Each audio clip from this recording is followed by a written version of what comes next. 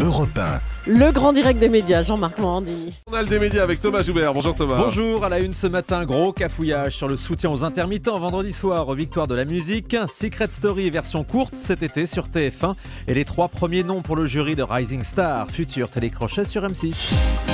Et on commence donc avec ce moment de malaise vendredi soir en direct pendant les victoires de la musique. Les organisateurs avaient prévu de faire lire un texte de soutien aux intermittents du spectacle par la chanteuse Zaz, mais rien ne s'est passé comme prévu. La chanteuse ne semblait pas au courant, ce qui a provoqué ce cafouillage en direct entre Zaz et l'animatrice Virginie Guillaume. On écoute. Alors Zaz, on a parlé tout à l'heure des intermittents du spectacle. C'est vrai qu'on tient vraiment à dire un mot pour eux. Et je crois que vous aviez envie de dire quelque chose. Pour les intermittents du spectacle, c'est super important de pouvoir déjà qu'on soit reconnu. Qu'on soit reconnu. Tu veux que je parle de ça? Je sais pas, je crois que vous aviez envie de dire ça. Ça. Depuis 48 heures, je dois dire quelque chose que tu me dis de dire? Ah, non, je pensais que vous vouliez le dire. Mais on peut le dire ensemble si vous voulez. D'accord, mais vas-y, dis-le alors. J'adore son caractère. Depuis 48 heures, les artistes et les techniciens du spectacle subissent une attaque sans précédent. Le MEDEF vient en effet d'annoncer son intention de supprimer, ni plus ni moins, notre régime spécifique d'assurance chômage. Je parle au nom de tous les intermittents du spectacle, puisqu'on l'est tous ici. Pourtant, aujourd'hui, bon nombre d'entre nous peinent à vivre de leur art et de leur métier. Sachez que le 27 février prochain, nous manifesterons tous ensemble contre ce coup de force. Voilà le message pour les intermittents ce soir. Vous participez? Bien sûr. Merci Zaz, merci mille fois. Alors, vrai cafouillage, qu'est-ce qui s'est passé Thomas? Alors Zaz a expliqué sur sa page Facebook que personne ne l'avait prévenu qu'elle devait lire ce texte. Il me semblait étrange, prise au dépourvu, de lire bêtement une déclaration dont je ne connaissais nullement le contenu, écrit-elle. C'est un réel quiproquo entre le fond que je soutiens et la forme qui m'a gêné, elle le dit noir sur blanc. De son côté, le directeur général des Victoires est également revenu sur l'ensemble de la cérémonie sur son Facebook. Il a fustigé les critiques et le mauvais esprit. Il dénonce notamment les commentaires inutilement agressifs et parfois ridicules. Fin de citation.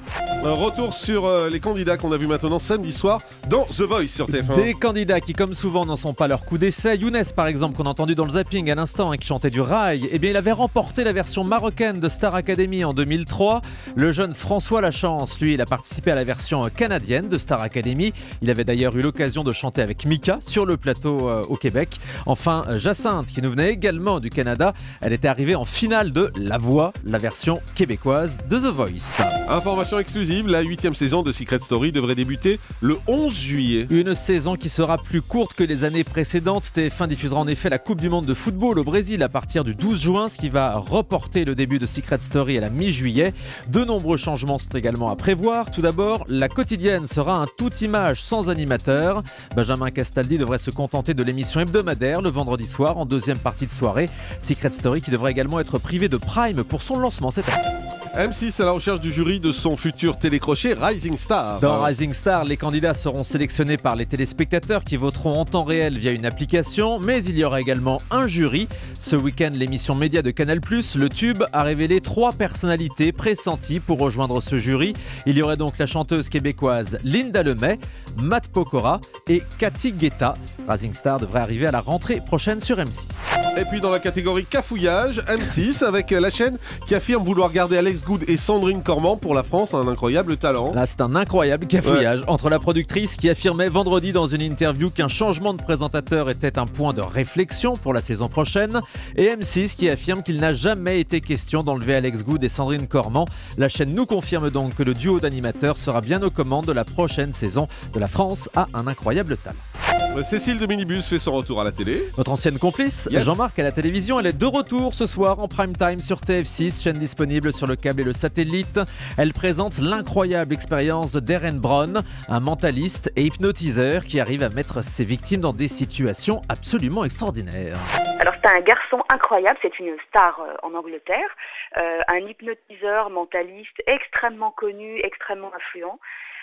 Et qui a décidé de faire une émission pour essayer d'aider les gens, des gens qui avaient des micro-pathologies et effectivement de retrouver une vie normale sur différentes peurs. Et c'est hallucinant, c'est juste un scénario hollywoodien, mais c'est génial.